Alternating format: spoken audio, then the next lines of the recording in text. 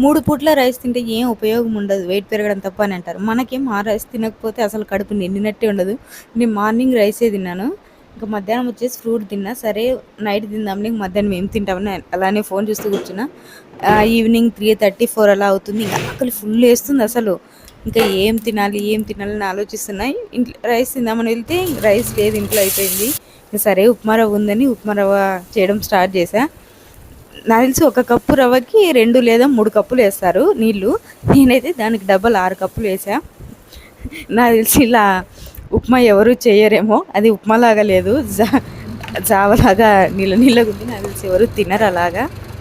నాకు ఇలా జావలాగా సాఫ్ట్గా ఉంటేనే ఇష్టం. నేను ఎప్పుడు ఉప్మా చేసుకుని ఇలానే చేసుకుంటాను. ఇంకా ఉప్మా రవ్వ కొంచెం తక్కువ ఉంటే ఇంట్లో ఓట్స్ ఉంటే ఓట్స్ కూడా వేసి ఓట్స్ ఉప్మా రవ్వ కలిపి ఉప్మా చేసుకున్నాను. ఇంక ఇంట్లో వచ్చేసి మామిడికాయ ఊరగాయ టమోటా ఊరగాయ అంటే అవి కలిపి తిన్నాను. దాంతోనే కంప్లీట్ చేయకుండా లాస్ట్లో ఇంకా కొంచెం పెరుగు వేసుకొని ఉప్మా తిన్నా.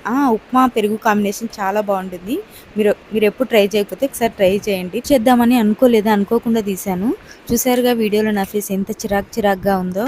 నాకు ఎక్కువ ఆకలి వేసినప్పుడు తినడానికి ఏం లేకుంటే విపరీతమైన కోపం వస్తుంది. వీడియోలో నా ఫేస్లో ఆ కోపం మీరు చూడొచ్చు.